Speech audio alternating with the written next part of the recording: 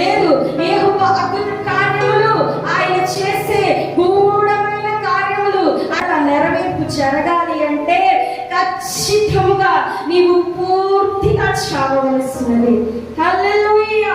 సువర్ణమైన వస్తువుగా ఆ యొక్క సువర్ణానికి వెలుగు మెరుపు సంతరించాలి అంటే అది తీయబడి కొట్టబడి దాన్ని చిత్రహింసలు పెట్టి ఆఖరికి తీసుకువెళ్ళి దాన్ని ఒక మంచి వస్తువుగా నిలబెట్టవలసింది.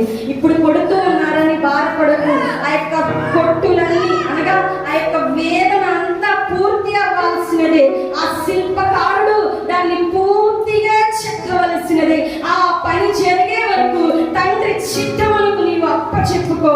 ఎప్పుడైతే సమాప్తి అవుతుందో అప్పుడు, ఎప్పుడైతే చచ్చి పడతావో, ఎప్పుడైతే ఇంకా ఈ బానిస బ్రతుకు మా వల్ల కాదు అని నీరసించిపోతావో, మొత్తము పూర్తి అయిపోయిన తర్వాత ఈ గుడ్ ఫ్రైడే అయిపోయాక ఒక దినము గడిచిన తర్వాత 3వ దినము నాడు పునరుద్ధానముతో మహామహిమతో లేచి ఉన్నాడు. హల్లెలూయా, హల్లెలూయా. రాతి దేవుడు పరిశుద్ధాత్ముడు ఎవరితో సూటిగా మాట్లాడుతూ ఉన్నాడండి. దినమందు ఎవరితో మాట్లాడుతూ ఉన్నాడో ఒకసారి ఆలోచించుకోనండి. పరిస్థితి చచ్చుబడే స్థితి అయినను బాధపడకు. గుడ్ ఫ్రైడే అని కాదే ఈస్టర్ ఉన్నది. సమాప్తం అయిపోయిన తర్వాతే పునరుద్ధరణ ఉన్నది. ఐగుప్తులోని ప్రయాణం ఆగిపోవా. పాలు తేనెలు ప్రవహించే దేశము నీకు వాగ్దానముగా ఉన్నది.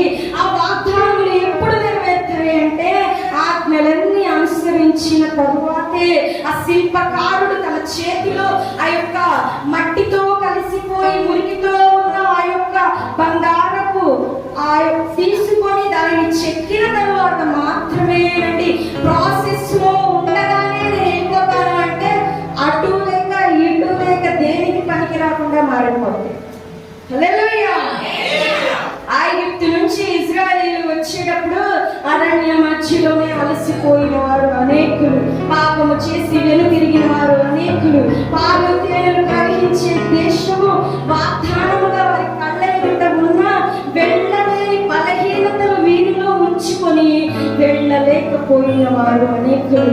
అటు శ్రమను అనుభవించినారు, ఇంకా అటు